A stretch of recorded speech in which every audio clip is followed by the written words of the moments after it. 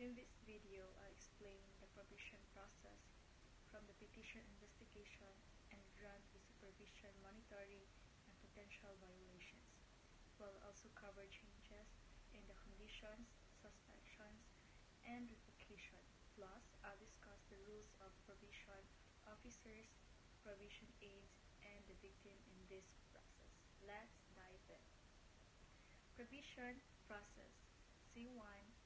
Guilty sa kaso, 6 years. Ug ang tawag sa nag-file og application for probation kay petitioner. 15 days parliamentary period. Ang petitioner mag-submit sa iyang application within 15 days from the conviction. Mao ni ang parliamentary period para mag-file. Provisional remedies. There are 4 types. First is new trial, second, reconsideration, third, appeal, and last is probation. Atong hisgutan ang probation. Submitting the probation application from a petitioner mag-submit of application to the trial court where the sentence will be suspended. Pwede siya mag-bail or recognize ang bail is collateral deposit, kwarta, promise nga ikaw mabalik, while recognizance is na pagsalig, example, governor, mayor, congressman. Prosecutor. Ang prosecutor mag-submit og comment on the probation application within 10 days. Ilang tan-awon kung pwede ba siya hatagan og probation.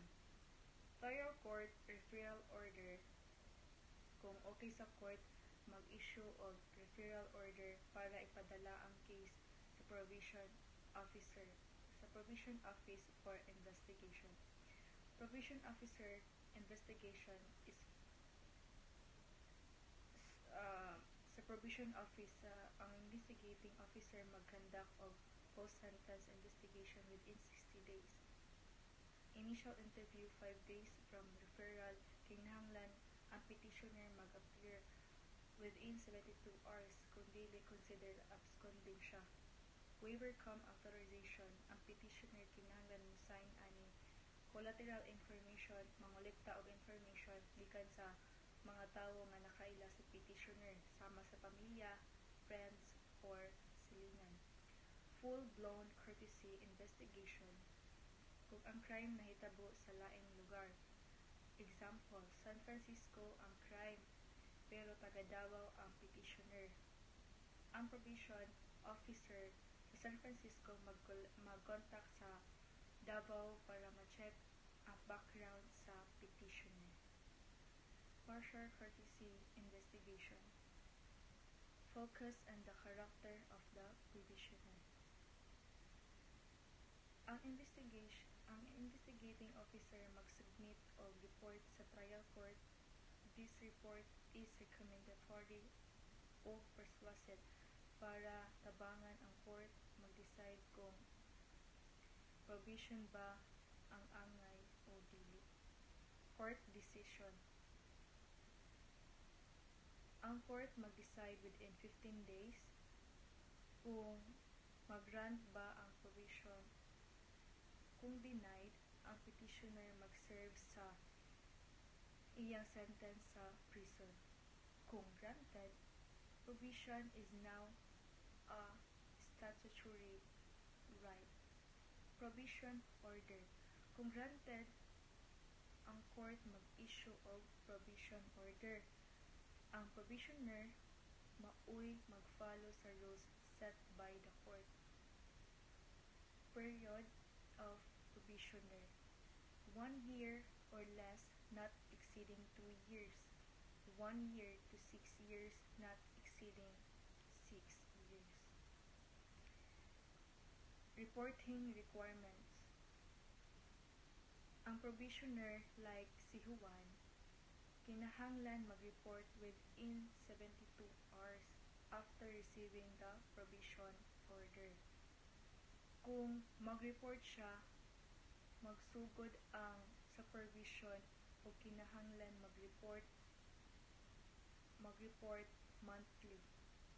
Kung dili siya mag-report, ang court mag-issue of violation report, and the probation officer will conduct a field inquiry. Kung magpadayon ang kung magpadayon, a warrant of arrest will be issued ug pwede siya ipadala sa lispan. Second is violation of probation condition. When one violates his probation condition, he must voluntarily report to the probation office. The supervising probation officer (SPO) conducts an investigation to verify the violation. After confirming the facts, the SPO prepares violation report, which is reviewed and approval by the CPPO. The trial court may issue a warrant for Juan's arrest during the summary hearing. Juan is informed of his rights, include the right to counsel and the option to post bail. The trial court may either continue his probation, revoke it, send him to the jail, or modify the conditions. Modification can happen anytime during supervision or after hearing, either by request from the probation officer or probationer. Last is termination of probation. Termination of probation is the process of ending the probation period once the probationer has fulfilled the conditions. The probation officer submits a final report, is also known as termination report, to the trial court before the probation period's end. New law report must be submitted at least 5 days before the probation end. Old law report must be submitted at least 30 days before probation end.